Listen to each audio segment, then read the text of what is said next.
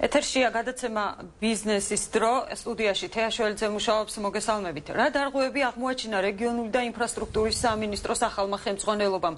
გაგრძელდება თუ არა წინა ხელისუფლების დროს დაწყებული ინფრასტრუქტურული პროექტები? როდის დასრულდება სამინისტროს რეორგანიზაციის პროცესი და დგას თუ არა ისევ დღის წესრიგში უწყების გაუქმების საკითხი? ამ და სხვა თემებზე დღეს გადაცემაში ბიზნესის დრო რეგიონული განვითარებისა და ინფრასტრუქტურის მინისტრი ბატონი დავით ნარმანია მოვიწვიეთ. ბატონ დავით, მოგესალმებით. პირველ რიგში დიდი მადლობა გადაცემაში მონაწილეობისთვის. მოგესალმებით, ვესალმები TV9-ის მაყურებლებს. პირველი კითხვა მექნება იმასთან დაკავშირებით, რამდენადაც ჩემთვის ცნობილია, თქვენ ახლახანს დაასრულეთ შეხვედრა კახეთის განვითარების სამუშაო ჯგუფთან. რა საკითხები განიხილეთ ამ სამუშაო ჯგუფთან და იყო თუ არა კონკრეტულად მოსახლეობისთვის კომპენსაციების გაცემის საკითხი? მოდით პირველ რიგში დავიწყოთ იმით, რომ ჩვენ სამინისტროს დაევალა ახალი მთავრობის ფორმირების მერე სამუშაო ჯგუფის გაკეთება და მისი კოორდინაცია იმასთან დაკავშირებით, თუ რა მდგომარეობა იყოს სტიქიის შედეგების ლიკვიდაციასთან დაკავშირებით კახეთის რეგიონში, ანუ ერთის მხრივ რომ გვენახა რა მდგომარეობა იყო და მეორეს მხრივ მოგვემზადებინა წინადადებები იმასთან დაკავშირებით, თუ რა უნდა გაკეთებულიყო მომდევნო პერიოდში. აქ შედიან გარდა ჩვენი სამინისტროს წარმომადგენლებისა, სოფლის მეურნეობის სამინისტროს წარმომადგენლები და გარდა ამისა ჩვენ სტუმრის სტატუსით ვიწვევთ ასევე სხვადასხვა მიმართულებით იმ ადამიანებს, რომლებმაც შეიძლება საინტერესო ინფორმაცია ან მოსაზრებები მოგვაწოდონ. ნომერ პირველი პრიორიტეტი, რაც ჩვენ დავისახეთ მიზნად, ეს იყო სახურავების რეაბილიტაციასთან დაკავშირებული საკითხები, ანუ გვენახა თუ რა მდგომარეობა იყო. რა თქმა უნდა, ამით დავიწყეთ, შესწავლით დავიწყეთ სახურავების გადახურვასთან დაკავშირებული მდგომარეობის შესახებ. მოვიპოვეთ ინფორმაციები და განცხადებები, რაც არსებობდა მანამდე გაკეთებული. სამუშაო ჯგუფებმა დამატებით ყველა სოფელში ჩაატარეს გასვლითი შეხვედრები და ნახეს ის დამატებითი სახლები, რომლებიც არ იყო ამ ეტაპისთვის რეაბილიტირებული. ანუ მდგომარეობა იყო ესეთი. სტიქიის შემდეგ ძალიან სწრაფად დაიწყო რეაბილიტაციასთან დაკავშირებული პროცესები და დამატებით შემოდიოდა განცხადებები ახალი ხელისუფლების ფორმირების მერეც, რომ იყო გამორჩენილი სახლები, რომლებსაც ჭირდებოდა სახურავების რეაბილიტაცია, ან იყო ისეთი შემთხვევები, როცა იყო გადახურული სახლები, მაგრამ ტექნიკური ხარვეზი იყო ახალ გადახურულ სახლებში და მაინც ჩამოდიოდა წყალი. იყო ესეთი შემთხვევებიც, რომ სახურავები დაურიგდათ ადამიანებს და რეალურად სამუშაოები არ იყო ჩატარებული. ამიტომაც და არ იყო სახლები გადახურული. ამიტომაც ჩვენ ყველა მუნიციპალიტეტში და მუნიციპალიტეტების შიგნით სოფლებში, თელავის მუნიციპალიტეტი, გურჯაანი, ლაგოდეხი, ყვარელი და საგარეჯო, 5 მუნიციპალიტეტში ჩვენგან მივავლინეთ ჩვენი წარმომადგენლები, ადგილზე დავეხმარეთ სოფლის რწმუნებულები, დავახმარეთ მაჟორიტარი დეპუტატები, ამოვიღეთ ინფორმაცია, რაც ინახებოდა გუბერნატორის ადმინისტრაციაში, რაც ინახებოდა ჩვენთან და ასე შემდეგ. მოვახდინეთ ამ ინფორმაციის შეჯერება და დამატებით დღეის მდგომარეობით გამოვავლინეთ 895 სახლი, რომელიც საჭიროებს გადახურვას და რეაბილიტაციას. მეორე ეტაპი რა არის? ეს არის უკვე სამუშაოები დაწყებულია ამ გადახურვასთან დაკავშირებით და ეს სამუშაოები გაგრძელდება. იყო მეორე ნიუანსი, ანუ უკვე გადახურული სახლები, რომელზეც დამატებით განცხადებები შემოვიდა ჩვენთან, რომ იქ მაინც ჩამოდიოდა წყალი, ანუ იყო ტექნიკური პრობლემები. კომპანიები, რომლებმაც შეასრულეს ეს სამუშაოები, მოხდა ამ კომპანიებთან ჩვენს მიერ შეხვედრა, მათ მიეცათ კონკრეტული სოფლების მიხედვით ინფორმაცია სახელების დაგვარების მითითებით ადამიანებისა, მათ დამატებით დაიწყეს იქ სამუშაოები, იმიტომ რომ ერთწლიანი გარანტია არსებობდა უმეტეს მათგანზე, თუ ერთი წლის განმავლობაში რაიმე საფრთხე შეექმნებოდა ახალ გადახურულ სახლებს, კომპანიები იღებდნენ ვალდებულებას იმასთან დაკავშირებით, რომ რეაბილიტაცია მოეხდინათ დამატებით. დღეის მდგომარეობით ჩვენთან მოდის მიღება-ჩაბარების დოკუმენტები ამ საკითხებთან დაკავშირებით, თქვათ, რომ მივიდნენ ადგილზე, ნახეს თუ შესაკეთებელი იყო, შეკეთდა და ასე შემდეგ და რომ ადამიანს, რომელიც არის სახლის მესაკუთრე, არ აქვს დამატებითი პრეტენზია ამ საკითხთან დაკავშირებით. ეს არის ამ ეტაპისთვის არსებული მდგომარეობა. დღევანდელი შეხვედრა კონკრეტულად შეეხებოდა უკვე მეორე ძირითად ეტაპს, ეს არის ის ზიანი, რაც ამ ადამიანებმა მიიღეს, ანუ გარდა ინფრასტრუქტურული ზიანის. ინფრასტრუქტურული ზიანი, რა თქმა უნდა, არ ეხებოდა მხოლოდ სახლებს, იქ ჩვენ დამატებით სამუშაოები ნაპირდაცვასთან დაკავშირებით ჩავატარეთ და ასე შემდეგ და ახლაც მიმდინარეობს გარკვეული სამუშაოები, მაგრამ ყველაზე ასე ვთქვათ, ერთ-ერთი მწვავე და მტკივნეული პრობლემა ეს არის ის ფიზიკური ზიანი სასოფლო-სამეურნეო სავარგულების განადგურება და ასე შემდეგ, რაც ამ ადამიანებმა მიიღეს. უკვე დათვლილი ზარალის ოდენობა რამდენია? სრულად დათვლილი, რა თქმა უნდა, არ არის და ჩვენი მეორე ეტაპი არის, რომ დამატებით, ასე ვთქვათ, შევისწავლოთ ამ თვალსაზრისით, ანუ სხვა დამატებითი ზიანი გარდა ინფრასტრუქტურული ზიანისა. ჩვენ ვთხოვეთ სოფლის მეურნეობის სამინისტროს აქტიურად მონაწილეობა ამ საკითხებში. შეუძლებელია დაითვალო, მაგალითად ვთქვათ, თავის დროზე 3-4 თვის წინ, რომ ვენახი განადგურდა ფრინველი და ეყუპა ადამიანებს და ასე შემდეგ და რაც განადგურდა ამის დათვლა, თუმცა ჩვენ ვფიქრობთ იმას, რომ სამუშაო ჯგუფებმა შეისწავლონ უკვე შემოსული განცხადებები და შევსებული ანკეტები. ეს ანკეტები ინახება ქართული ოცნების მაჟორიტარი დეპუტატების და კანდიდატების ბიუროებში, რომლებიც მათ მყისიერად მაშინვე შეავსებინეს. ეს მონაცემები არის ასევე საკმაოდ მოცულობითი. მისი გარკვეული ნაწილის დამუშავება ჩვენ დავიწყეთ, დამატებითი მონაცემები იქნება შეყვანილი კომპიუტერში და დამუშავებული, თუმცა ძალიან ბევრია რაოდენობრივად ესეთი კითხვარები. მოფიქრებული ხდება სოფლის მეურნეობის სამინისტროსთან ერთად გარკვეული კოეფიციენტები, რომ მეტნაკლებად რეალური ზიანი დავითვალოთ და მივცეთ დამატებითი წინადადებები საქართველოს მთავრობას იმასთან დაკავშირებით, თუ რასთან გვაქვს საქმე. ასევე არ დაგვაუწყდეს ის, რომ ესეთი უხეში კლასიფიკაციით გაკეთდა თავის დროზე და დარიგდა კომპენსაციები პირველი, მეორე და მესამე კატეგორიის ზიანზე 1500 ლარი დაურიგდა მოსახლეობას, თუმცა იქაც არის გამორჩენილი ადამიანები, ვისაც ეკუთვნოდათ კომპენსაცია და ჯერჯერობით არ აქვს მიღებული და ახლობით 23,000 ოჯახზე არის ესეთი კომპენსაცია თავის დროზე გაცემული და დღეის მდგომარეობით 65 მილიონი ლარი არის როგორც კომპენსაციებზე, ასევე სხვადასხვა სახის სამუშაოებზე დახარჯული. ეს ეხებოდა შხამქიმიკატებით ამ ადამიანების უზრუნველყოფას, ეს ეხებოდა ცალკეული ტიპის ინფრასტრუქტურულ სამუშაოებს, ეს ეხებოდა კრამიტიანი სახლების მოწესრიგებასთან დაკავშირებით, ასევე დამატებით კომპენსაციების გაცემას და ასე შემდეგ. ყველაზე მეტად რაც აინტერესებს მოსახლეობას, დაზარალებულ მოსახლეობას, რა თქმა უნდა, არის ის, როდის მიიღებენ ისინი კომპენსაციას. ეს ალბათ დამოკიდებულია იმაზე, ის სამუშაო ჯგუფი, რომელიც შექმნილია თქვენ სამინისტროსთან, როდის დაასრულებს აი ამ შესწავლას ამ საკითხის. ზოგადად ახლა ძალიან რთულია ამაზე წინასწარ საუბარი, მაგრამ თუ გაქვთ რაიმე კონკრეტული ვადა გაწერილი, რომლის ფარგლებშიც უნდა ჩაედიოთ? ეს არის ზღვა სამუშაო, ერთი რომ ძალიან ბევრი ინფორმაციაა დასამუშავებელი, მეორე გარკვეული შედარებებია გასაკეთებელი. არის შემთხვევები, როცა ადამიანებმა ანკეტები შეავსეს, მერე დამატებით განცხადებები დაწერეს, ეს ყველაფერი არის გასაცხრილი, რომ გაურება არ მოხდეს და ასე შემდეგ.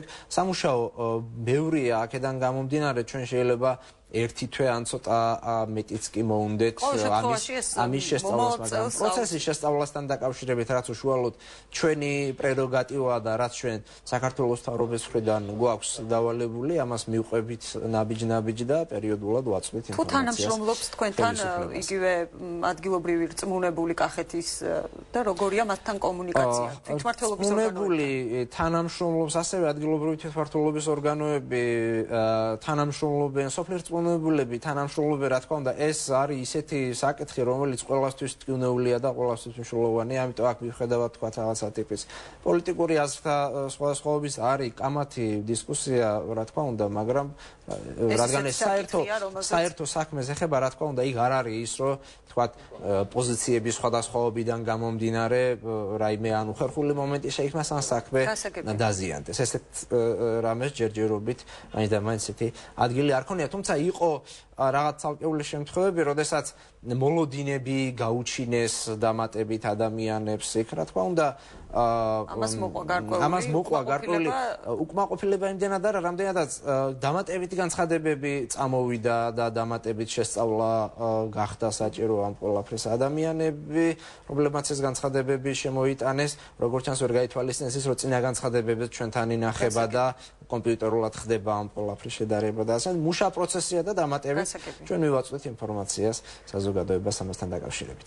გასაგებია, ჩვენ სხვა თემებზე აუცილებლად ვისაუბრებთ, თუმცა ახლა უკვე გადაცემაში სარეკლამო პაუზის დროა. ბიზნესის დრო კვლავ ეთერშია, მე კიდევ ერთხელ წარმოგიდგენ ჩემს სტუმარს, ინფრასტრუქტურისა და რეგიონული განვითარების მინისტრი ბატონ დავით ნარმანია გახლავთ დღეს ჩვენ სტუდიაში და ბატონ დავით, ჩვენ ვისაუბრეთ კახეთის განვითარებასთან დაკავშირებით იმ სამუშაო შეხვედრაზე, რომელიც ახლახანს დასრულდა სამინისტროში, თუმცა მანამდე თქვენ გქონდათ კიდევ ერთი მნიშვნელოვანი შეხვედრა ევროკავშირის წარმომადგენელთან საქართველოში და საკმაოდ როგორც ითქვა, მნიშვნელოვანი საკითხები განიხილეთ, მათ შორის გრძელვადიანი თანამშრომლობის საკითხი რეგიონული განვითარების კუთხით. კონკრეტულად რაზეა ამ შემთხვევაში საუბარი და რა სახის თანამშრომლობა იქნება ევროკავშირთან? ევროკავშირთან ჩვენი სამინისტრო მჭიდროდ თანამშრომლობდა ბოლო წლების განმავლობაში და ეს თანამშრომლობა გრძელდება. ორ ძირითად მიმართულებაზე იყო საუბარი. პირველი ეს არის ევროკავშირის მიმდინარე მხარდაჭერა 17 მილიონიანი საბიუჯეტო დახმარების გრანტი, რომელიც მიმართული არის რეგიონულ განვითარებაზე თავის მხრივ და ჩვენ სამინისტროს და ასევე სხვა სამინისტროებს აქვს გარკვეული ვალდებულებები აღებული მასთან დაკავშირებით, რომ რეგიონებში მოწესრიგდეს უფრო ყოფითი პრობლემები. ასევე მნიშვნელოვანი იყო ის, რომ ძირითადი აქცენტი გაკეთდა ასევე მომდევნო წლებში თანამშრომლობის საკითხებზე, ანუ ახალი პროგრამა, რომელიც 2014-17 წლებზე უნდა იქნას გაკეთებული, რა ძირითადი აქცენტებისგან უნდა შედგებოდეს.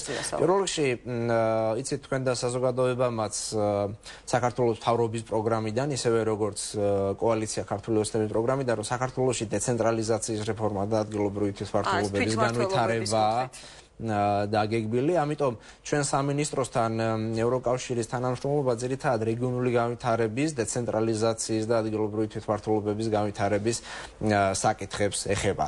როგორც მიმდინარე პროგრამა, რომელიც გრძელდება ასევე 2013 წლის განმავლობაში და კიდევ დამატებით წელიწად ნახევარი, ასევე ახალი პროგრამა, რომელიც პარალელურ რეჟიმში 2014 წლიდან უნდა დაიწყოს. მათ ბრიუსელიდან იყო მისია, ასევე ადგილობრივი წარმომადგენლები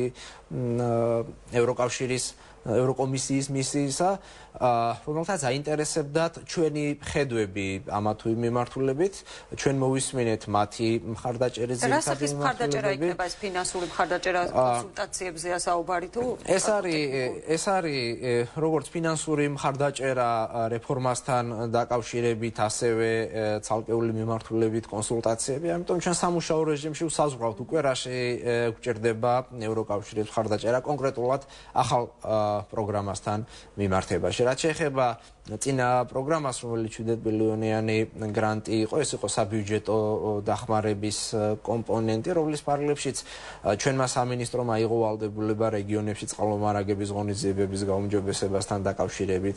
ენერგეტიკის სამინისტროს აქვს აღებული ვალდებულება გაზის შეყვანასთან დაკავშირებით.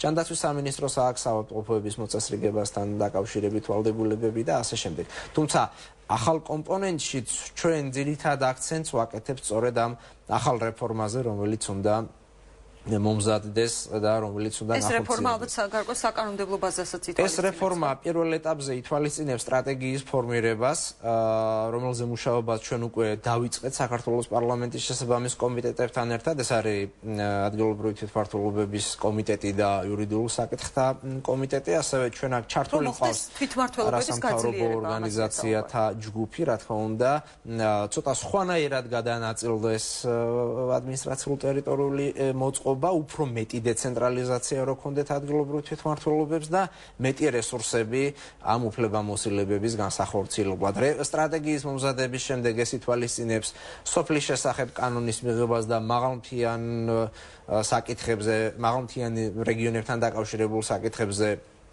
ასევე კანონის მიღებას და შემდგომ უკვე სხვა დამატებითი სამუშაოების განხორციელება. ჩვენ დღეს ასევე გარდა ევროკავშირისა შვეიცარიის საელჩოს და მათი განვითარების სააგენტოს წარმომადგენლებს შევხვდით. მათ ძალიან საინტერესო მოდელი აქვს მაღალმთიან რეგიონებთან დაკავშირებით, ამიტომ ისინი დაგვეხმარებიან ჩვენ თავიანთი გამოცდილების გაზიარებაში, რომ მაღალმთიან რეგიონებთან მიმართებაში მაღალმთიან რაიონებთან დაკავშირებით კანონი არსებობს დღესდღეობით. მე მახსოვს რომ რაღაც კანონზე იყო საუბარი. არსებობს, კი, თუმცა მისი ეს კანონი ცალკე არსებობს და რეფორმა რომელიც გატარდა თავის დროზე და 2005 წელს მიღებული იქნა კანონი ადგილობრივ თვითმმართველობის შესახებ, ის ცალკე მოწყვეტილად იქნა მიღებული, სისტემა ერთიანად არ იქნა გააზრებული ჩვენი აზრით და მიგვიყვანა იმ მდგომარეობამდე, რასაც ქვია მაღალი ცენტრალიზაცია ქვეყანაში. კი, რა თქმა უნდა, საკანონმდებლო ბაზა არის დასახვეწე და ინსტიტუციონალური მექანიზმებია, რაც ყველაზე მთავარია მოსაფიქრებელი და გასაკეთებელი იმასთან დაკავშირებით, რომ ადგილობრივი პრობლემები ადგილზევე მოწესრიგდეს. დღეს ვიღაცას თქვა სახურავის პრობლემა რო ექმნება, ან თქვა სადღაც წყლის პრობლემა რო ექმნება, ეს განცხადებები მოდის სამინისტროში, მიდის პრემიერ-მინისტრთან და ასე შემდეგ. ეს ისეთი საკითხებია, რომლებიც ადგილზე უნდა წყდებოდეს ადგილობრივი ხელისუფლების მიერ, მაგრამ ის ამას ვერ უწყვეტავს, იმიტომ რომ ეს მისი ფუნქცია არ არის დღეის მდგომარეობით კანონით, მისი ფუნქცია რომ იყოს ეს ფინანსურად სუსტია. თანხაც არდებს ამ მიმართულებით. რა თქმა უნდა, ამიტომ ამ საკითხებზე, იქნება საქართველოს პარლამენტის და საქართველოს მთავრობის ერთობლივი მუშაობა, ჩვენ ჯგუფი ასევე არასამთავრობო ორგანიზაციების მხრიდან ჩავხდეთ ამ საკითხებზე, მათ ძალიან დიდი გამოცდილება აქვს და ბევრი, ასე ვთქვათ, კვლევები აქვთ და გამოცდილება დაგროვებული, რომ ერთობლივად, ასე ვთქვათ, საზოგადოების მონაწილეობით დავიწყოთ ეს პროცესები და პერიოდულად მივაწვოთ ასევე საზოგადოებას ინფორმაცია, რას ვაკეთებთ ჩვენ და რას არგებელს მოუტანს ეს ყველაფერი მათ. ჩვენ პრაქტიკულად პირველად ვიწყებთ სოფელზე კანონის შემუშავებას ერთის მხრივ, მეორეს მხრივ სოფლის მეურნეობის სამინისტრო ძალიან აქტიურ ღონისძიებებს იწყებს გაზაფხულიდან სოფლებში სასოფლო სამეურნეო მხარდაჭერასთან დაკავშირებით. მუშაობა ამ მიმართულებით იქნება კოორდინირებული. ეს კოორდინირებული იქნება და სწორედ ესე წერია ქართული ოცნების პროგრამაში, რომ სოფლის მეურნეობა და რეგიონული განვითარება ცალ-ცალკე კი არ უნდა ხორციელდებოდეს, იმიტომ რომ მათ საერთო მიზანი აქვს ადგილებზე მოსახლეობის მდგომარეობის გაუმჯობესება, აქედან გამომდინარე ვექტორი მათი საერთო უნდა იყოს და ეს რა თქმა უნდა იქნება კოორდინირებული. ერთი ასეთი კითხვა მექნება ბოლო დროს საკმაოდ გახმაურებულ საქმეებთან დაკავშირებით. თქვენ ერთ-ერთი სამინისტრო ხართ, რომელმაც დადეთ გარკვეული დასკვნები, ანუ დოკუმენტაციის შემოწმებისას, რამაზ ნიკოლაიშვილის მინისტრობის პერიოდში ჩატარებული ტენდერების დროს დაშვებულ დარღვევებზეც გააკეთეთ აქცენტი. ეჭვს იწვევთ კონკრეტულად რამდენიმე ტენდერში გამარჯვებული კომპანიის მიერ შეთავაზებული პირობები და თქვენ კონკრეტული კომპანიების დაასახელეთ ამ შემთხვევაში, ამას აღარ ჩაუღმავდები, მაგრამ ეს ხომ არ იქნება უარყოფითი სიგნალი დონორი ორგანიზაციებისთვის, იმიტომ რომ იგივე მსოფლიო ბანკმა თუნდაც კახეთის განვითარების პროგრამის ფარგლებში გამოყო რამდენიმე დაახლოებით 100 მილიონამდე ლარი, ანუ ხომ არ იქნება ეს უარყოფითი სიგნალი? ახლა ნახეთ, მუშაობის პრინციპი როგორია. ჩვენ ვერ ვაჩერებთ მიმდინარე პროექტებს და პროგრამებს. ძალიან ბევრი კარგი პროექტი და პროგრამა ხორციელდება და ისინი მიდის, მაგრამ მიმდინარე ეტაპზე, როცა ჩვენ მოგვდის დოკუმენტაცია იმასთან დაკავშირებით, რომ რაღაცა სამუშაო შესრულდა რომელიღაც რეგიონში, პირობითად თქვათ კახეთის რეაბილიტაციის პროექტის ფარგლებში ან იმერეთში ან სადღაც. და ჩვენ უნდა გადაურიცხოთ ფული შემსრულებელს, ჩვენ ვალდებული ვართ ვნახოთ დოკუმენტაცია. თუ დოკუმენტაცია არ არის წესრიგში, ესეთ შემთხვევაში რა თქმა უნდა ანგარიშწორება ვერ განხორციელდება შემსრულებელთან. თუ დოკუმენტაცია წესრიგში, ესეთ შემთხვევაში ჩვენ ძალიან ბევრ პროექტთან დაკავშირებით ანგარიშწორებას ვახორციელებთ და ამ თვალსაზრისით შეზღუდვები ვინმესთან ანგარიშწორების კუთხით არ ყოფილა. თუ კი სადმე რაიმე შეფერხება ანგარიშწორებასთან დაკავშირებით, ეს არის დამატებით შესასწავლი საქმეები. ხარჯთა აღრიცხვა უნდა ვნახოთ აუცილებლად და თუ ხარჯთა აღრიცხვაში ვნახავთ, რომ რაღაცა სამშენებლო მასალების ფასი იმაზე ძვირია, ვიდრე ეს იმ პერიოდში იყო საბაზრო ფასებით, ესეთ შემთხვევაში რა თქმა უნდა ჩდება ეჭვი იმასთან დაკავშირებით, რომ აქ რაღაცასთან გვაქვს საქმე. ჩვენ არ გვაქვს გამოძიების ფუნქცია, ამიტომ ესეთ მასალებს ვაგზავნით საგამოძიებო სამსახურს. არის ჩვეულებრივი სამუშაო პროცესი. მეორე მხრივ, პარალელურად ჩვენ ხარისხის გაზრდაზე უნდა ვიმუშაოთ, იმიტომ რომ სიჩქარეში ძალიან ბევრი პროექტის ხარისხი უარესდებოდა. გვაქვს რამდენიმე მონაკვეთი სამუშაოებისა, სადაც პირობითად თქვა, სადღაც რეგიონში მუნიციპალური განვითარების ფონდის დაკვეთით აიძულებდნენ კომპანიებს და ერთ ღამეში ან ორ დღეში არის დაგებული გზის მონაკვეთი და ხარისხი არ პასუხობს დადგენილ მოთხოვნებს. ან არის ესეთი თემები, მაგალითად თქვა, თელავში რეაბილიტაცია რო გაკეთა, ხარისხთან დაკავშირებული პრობლემებია. მე ამას იქ რა ქვია, სტიქიური უბედურებაც დაემატა და ძალიან გვიჭერს გავმიჯნოთ რა იყო მანამდე ხარვეზი, რა იყო თქვა სტიქიის შემდეგ მიყენებული ზიანი, მაგრამ ჩვენ ხარისხი ეს გაზრდაზე ძალიან მნიშვნელოვნად დავიწყეთ ზრუნვა. ამისთვის დავიწყეთ ინფრასტრუქტურული პროექტების ხარისხის შემოწმება, ის რაც ჩვენი კომპეტენციაა, ჩვენ თვითონ ამოწმებთ, ის რაც ჩვენი კომპეტენცია არ არის, თქვა ვიხმართ სამხარაული სახელობის ექსპერტიზის. გასაგებია, ეს არის საკმაოდ ვრცელი თემა და ჩვენ გადაცემაში კიდევ დავუბრუნდებით ამ თემას, თუმცა ახლა გადაცემაში სარეკლამო პაუზის დროა. ეთერშია კვლავ ბიზნესის დრო, მე კიდევ ერთხელ წარმოგიდგენ ჩემს სტუმარს, რეგიონული განვითარებისა და ინფრასტრუქტურის მინისტრი დავით ნარმანია. ბატონ დავით, თქვენ საკმაოდ საინტერესო თემაზე ვსაუბრობდით, როდესაც სარეკლამო პაუზამდე.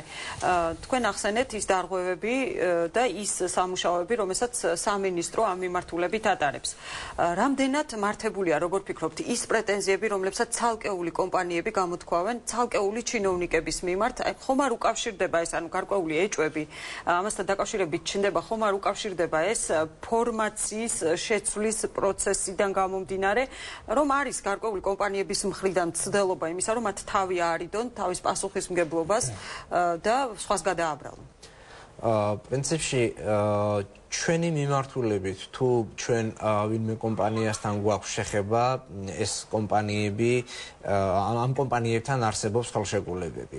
არის ტენდერში გამარჯვებული კომპანიები და სატენდერო ხელშეკრულებები არსებობს ამ კომპანიასთან, არის ცალკეული შემთხვევები, რომლებიც ესე პირდაპირ შესყიდვის ფორმით გაფორმებული ხელშეკრულებები არსებობდა ამ კომპანიებთან. ჩვენ თუ რაიმე სახის პრეტენზია მოდის კომპანიების მხრიდან, ამას ვსწავლობთ ინდივიდუალურ რეჟიმში. თუმცა ესეთი პრეტენზია მაინც და მაინც ჩვენი სამინისტროს კუთხით არ ყოფილა. იყო ერთი შემთხვევა, როცა კომპანიამ წარმოადგინა ინფორმაცია იმასთან დაკავშირებით, რომ მისი ინტერესები ილახებოდა ერთ-ერთ პროექტში. ჩვენ ხელთ არსებული ყველა მასალა მოვკრიბეთ ამ საკითხთან დაკავშირებით და გადავგზავნეთ რამდენიმე საქმესთან დაკავშირებით. არის ასეთი საუბარი, რომ ესა თუ ის ჩინოვნიკი ახდენდა ზეწოლას, რომ მომხდარიყო დაჩქარება ამათ ძირითადად ეს ეხებოდა წინასაარჩევნო პერიოდში სამშენებლო სამუშაოების დაჩქარებულ ფული დასამტკიცებელი თემა, აქედან გამომდინარე ვიკითხე, იმიტომ რომ აქ ზეწოლა ეს არის სიტყვიერი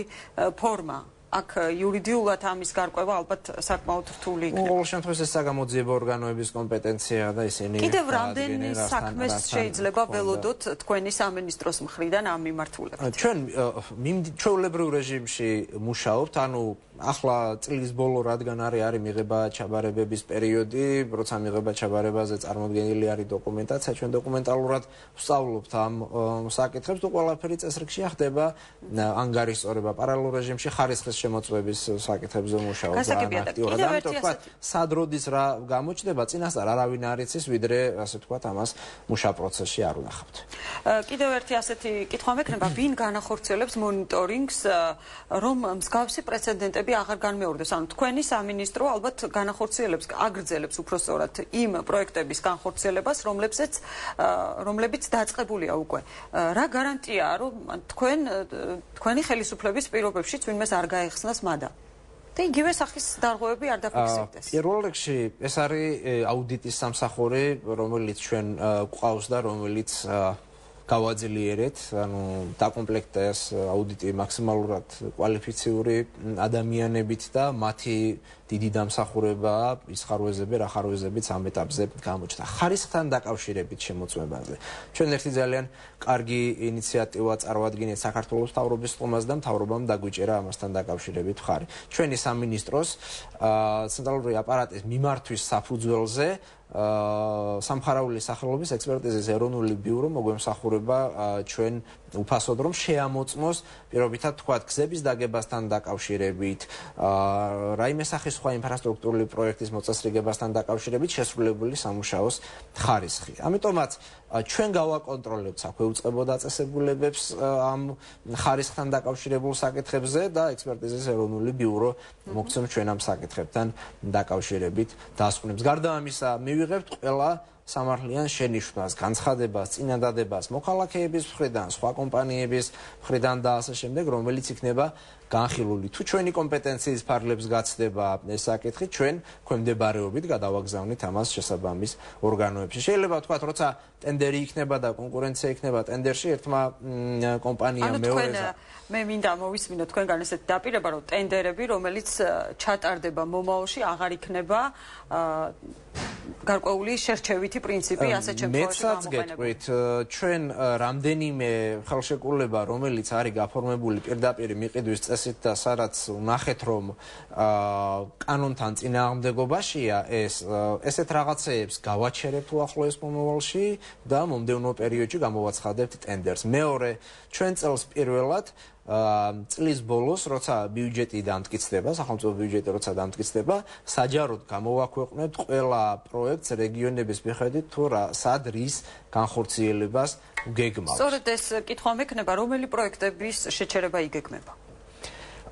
შეჩერება არც ერთი ძირითადი პროექტის არ იგეგმება, უბრალოდ ერთი თემა იყო ლაზიკასთან დაკავშირებული თემა, სადაც პროექტი ვერ ვნახეთ ჩვენ სად რა უნდა გაშენებულიყო, გარკვეული სამუშაოები იქნა შესრულებული 13.3 მილიონი ლარი არის დახარჯული ანაკლიაში არსებული ბანაკიდან იქით სხვადასხვა სახის სამუშაოებზე, მათ შორის იქ თავიდან ლაზიკასთან დაკავშირებით თითქვა ბატონ დავით, რომ ეს პროექტი ცალსახად კატეგორიულად გაკეთდა განცხადება, რომ უნდა გაჩერებულიყო. თუმცა მოგვიანებით გაკეთდა განცხადება იმის შესახებ, რომ პროექტი არ გაჩერდება, მაგრამ არ შესრულდება ისე, როგორც ჩაფიქრებულიყო თავიდან. ანუ რა გაკეთდება? ლაზიკა როგორც ქალაქი ვერ გაკეთდება. ჩვენ ამის საჭიროებას ვერ ვხედავთ, ვერც ნახაზი მივიღეთ, ვერც მაკეტი ვერ მივიღეთ და რაში უნდა დავხარჯოთ ფული ერთი. მეორე, არც არის ფული ესეთი ფუფუნების საგნების მშენებლობაზე, როგორც არის თქვათ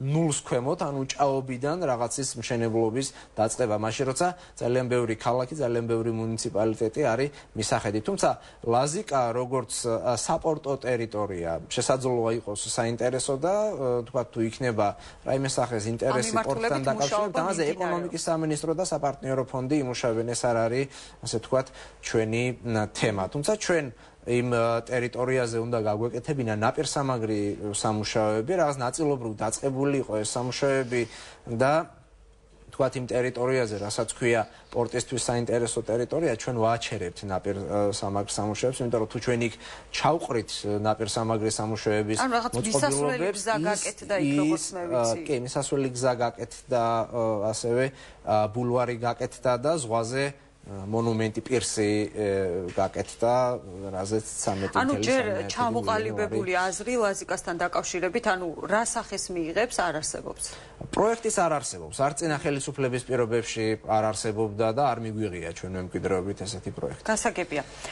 წინა ხელისუფლება, როდესაც საუბრობდა ინფრასტრუქტურულ პროექტებზე, გზების მშენებლობა იქნებოდა ეს თუ სხვა პროექტები, ყოველთვის ხაზს უსვამდა ერთ გარემოებას, რომ ეს პროექტები არის მნიშვნელოვანი იქედან გამომდინარე, რომ პროექტზე დასაქმდება უამრავი ადამიანი. დღეს, როდესაც საუბარია ცალკეული, თქვენ აღნიშნეთ, რომ მნიშვნელოვანი პროექტების გადადება ან შეჩერება არ მოხდება, მაგრამ რაღაცა ნაწილი ალბათ შეჩერდება, ან აღარ განხორციელდება, ხომ არ შეუწყობს ეს ხელს იმას, რომ უმუშევრობის დონე გაიზარდოს ქვეყანაში? არა, ნამდვილად. ჩვენ ახლა ვართ გარდამავალ ეტაპზე, ანუ ძირითადი კონტრაქტები დონორ ორგანიზაციებთან დადებული იყო ჩვენამდე და აქედან გამომდინარე ეს პროექტები აუცილებლად უნდა გაგრძელდეს.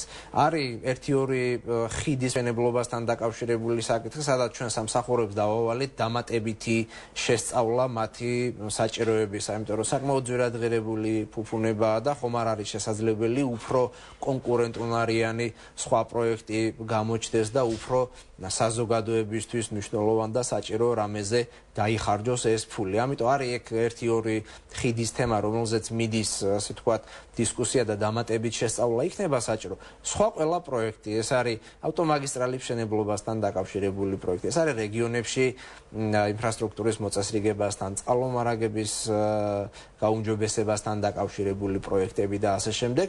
გაგრძელდება მომდევნო წელს, აქედან გამომდინარე ის რაოდენობა ადამიანებისა, ვინც ინფრასტრუქტურულ პროექტებში იყვნენ დასაქმებულები, რა თქმა უნდა, ეს რაოდენობა მნიშვნელოვნად არ შემცირდება. ახლა გასულ წელს ძალიან ბევრი ადამიანი იყო დასაქმებული პარლამენტის მშენებლობის პროექტში, მაგრამ ესეთი პროექტი ჩვენ არ გვექნება 2013 წელს, ისედაც ეს პროექტი და მასთან დაკავშირებული ხარჯები ჩვენი სამინისტროს მხრიდან არ გადიოდა, სამინისტრო უბრალოდ ასე ვთქვათ მშენებლობაზე ზედამხედველობით და ასე ვთქვათ დამხმარე საქმიანობას და ფუნქციას ასრულებდა ამ ეტაპზე. მე ბოლო დღეების განმავლობაშიც რამდენიმე პროექტი დავათვალიერე, იგივე ვთქვათ, გუშინ ვიყავი ავტომაგისტრალზე, სადაც გრძელდება სამშენებლო სამუშაოები, ადამიანები არიან დასაქმებულები და ასე ვთქვათ, ესეთი პროექტები ყველა გრძელდება. აქედან გამომდინარე, ასე ვთქვათ, ის რომ რაღაცა ამან კატასტროფულად უმუშევრობა გაზარდოს ქვეყანაში, ნამდვილად ესე არ იქნება. რეკლამის შემდეგ ჩვენ სამინისტროს რეორგანიზაციის პროცესზე ვისაუბრებთ. და კლავ ბიზნესის დრო ეთერში ჩემს სტუმარს კიდევ ერთხელ წარმოგიდგენთ დავით ნარმანია, რეგიონული განვითარებისა და ინფრასტრუქტურის მინისტრი და ბატონ დავით, ჩვენ როგორც რეკლამამდე თქვით, უკვე ჩვენ საუბრობთ რეორგანიზაციის პროცესზე. როგორც თქვა, რეორგანიზაციის პროცესი სამინისტროსი უნდა დასრულდეს წლის ბოლომდე. რა ეტაპზეა ეს და კიდევ ერთ კითხვასაც დავსვავ პარალელურად, რადგან ეს კავშირშია, არსებობს მოსაზრება, რომ სამინისტროს გაუქმება არ იქნება მართებული ამ ეტაპზე, რადგან ეს არის საკმაოდ მასშტაბური სამინისტრო. პრინციპში უფრო მეორე მოსაზრებისკენ იხრება ქვეყნის ხელისუფლება, თუმცა გარკვეული პროექტების გადაცემა იქნება აუცილებლად. პირველ რიგში ეს იქნება მარაბდა კარწახის რკინიგზა, რომელიც თავისი ფუნქციური დატვირთვიდან გამომდინარე არ არის ჩვენი სამინისტროს უშუალო კომპეტენციის საკითხი, თუმცა გარკვეულ ზედამხედველობას ჩვენი სამინისტრო ახორციელებდა, რადგან რკინიგზასთან დაკავშირებულ პოლიტიკას საპარტნიორო ფონდი ახორციელებს, რადგან სატრანსპორტო პოლიტიკას ქვეყანაში ეკონომიკისა და მდგრადი განვითარების სამინისტრო ახორციელებს, რა თქმა უნდა, ეს პროექტი იქნება გადაცემული. გას კიდე დღის წესრიგში სამინისტროს გაუქმების თემა. მეორე საკითხი გაუქმება იმდენად არა, რამდენადაც სტრუქტურული ოპტიმიზაციის საკითხები. რადგანაც განსაკუთრებული აქცენტი აღებული არის რეგიონებში თვითმმართველობის განვითარებასთან, დეცენტრალიზაციასთან დაკავშირებით, ჩვენ სტრუქტურულად ცვლილებები გვექნება და თვითმმართველობის საკითხებზე მომუშავე ჯგუფი უნდა შევქმნათ საქართველოს ჩვენ სამინისტროში. სამინისტრო დარჩება გარკვეული პერიოდის განმავლობაში დარჩება ის და განახორციელებს როგორც ინფრასტრუქტურულ პროექტებს, ასევე ჩვენი მხრიდან პარლამენტთან ერთად აქტიურად ვიმუშავებთ ამ დეცენტრალიზაციის საკითხებზე. ამ ეტაპზე, ასე ვთქვათ, ესეთი მდგომარეობა გვაქვს. და ბოლო კითხვა მექნება, რომ შევაჯამოთ გადაცემა ბოლოს რა არის თქვენი სამომავლო გეგმები, ანუ? ჩვენი სამომავლო გეგმები არის პირველ რიგში ერთ-ერთი უმთავრესი გამოწვევა და ამ გამოწვევაზე გამკლავებას არის ხარისხის გაზრდა ინფრასტრუქტურული პროექტებისა, იმიტომ რომ დიდი ნაწილი ინფრასტრუქტურული პროექტებისა კრედიტებით ფინანსდება და ვიდრე კრედიტის გასტუმრების დრო მოვა, თუ გამოვიდა მწყობრიდან ამ კრედიტით გაკეთებული ინფრასტრუქტურა, ესეთ შემთხვევაში ამ პროექტით იკვლევად აღარ ჭირდება, რომ ის არის არაეფექტიანი პროექტი. ამიტომ ჩვენ არაეფექტიანობის კომპონენტი უნდა შევამციროთ და პროექტების ეფექტიანობა უნდა გავზარდოთ. მეორე მნიშვნელოვანი ეს არის გამჭვირვალობასთან დაკავშირებული საკითხები. მე თქვენ გითხარით, რომ წლის ბოლოს გამოვაქვეყნებთ ინფორმაციას, მაქსიმალურად დავაგზავნით ამ ინფორმაციას მაჟორიტარ დეპუტატებში, სხვა დაინტერესებულ უწყებებში, პირებში, საქართველოსში დიპლომატიურ დაწესებულებებში და ასე შემდეგ, თუ რა პროექტების და პროგრამების განხორციელებას გეგმავთ მომდევნო წლის განმავლობაში, რომ ყველას კონდეს ინფორმაცია, სად რა გაკეთდება ან რა ტიპის სამუშაოები დაიწყება მომდევნო წელს. ეს მეორე.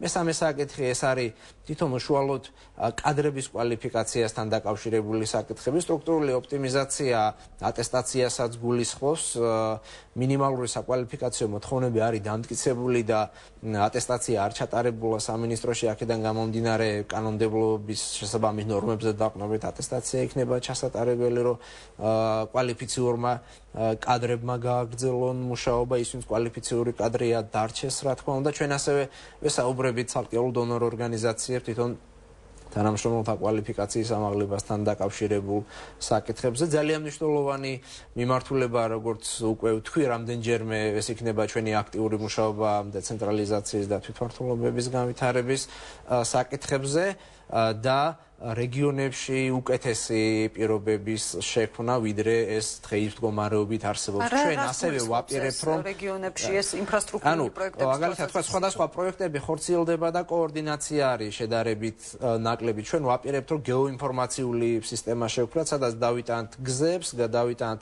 წყლის სისტემას, დავიტანთ სხვადასხვა ტიპის სამუშაოებს და ონლაინ რეჟიმში იქნება შესაძლებელი. ანუ ეხლა სახავთ ამაზე მუშაობ ძალიან კახეთის რეგიონს რა ჭირდება, იმერეთის რეგიონს რა ჭირდება. რა თქმა უნდა, ასევე მეთოდოლოგია უნდა გავაკეთოთ, აქ გერმანელებს აქვს ძალიან კარგი გამოცდილებანი, ნაწილობრივ ვიცნობა ამას, თუმცა ჯგუფს გავაგზავნით გერმანიაში, რომლებიც შეისწავლიან ამ საკითხებს, როგორ უნდა შეირჩეს პრიორიტეტები, სად წყალია უფრო მნიშვნელოვანი და სად თქვათ სოფლის გზა. თუმცა ეს თავად სოფლელებს რო კითხოთ, ისინიც გეტყვით. მათ კითხავთ და სწორედ სოფლის პროგრამა, უпростоრედ სოფლის კანონი, რაც მე ვახსენე, ეს იქნება მთელი წყება მეთოდოლოგიისა, სადაც ადგილობრივი მოსახლეობა იქნება ჩართული იმაში, თუ რა ჭირდება, მაგრამ ძალიან ძნელია მოსახლეობას ხარჯ-ეფექტიანობიდან გამომდინარე ესაუბრო. ის გეტყვის თქვათ ყველაზე მნიშვნელოვან პრობლემას, მაგრამ თუ ამის ასაწევი ფინანსები არ იქნა ესეთ შემთხვევაში, თქვათ რაღაც ნაწილ-ნაწილ როგორ უნდა მოაგვარო ეს პრობლემა და ასე შემდეგ, ამ საკითხებზე მეთოდოლოგია უნდა იქნას ასევე დადებული და კანონმდებლობა მოწესრიგებული. გისურვებთ წარმატებებს ბატონ დავით და დიდი მადლობა იმისათვის, რომ დღეს მოგბრძანდით და იყავით ჩვენი გადაცემის სტუმარი. დღეს კი ბიზნესის დრო დასრულებულია, მე ხვალამდე გემშვიდობებით.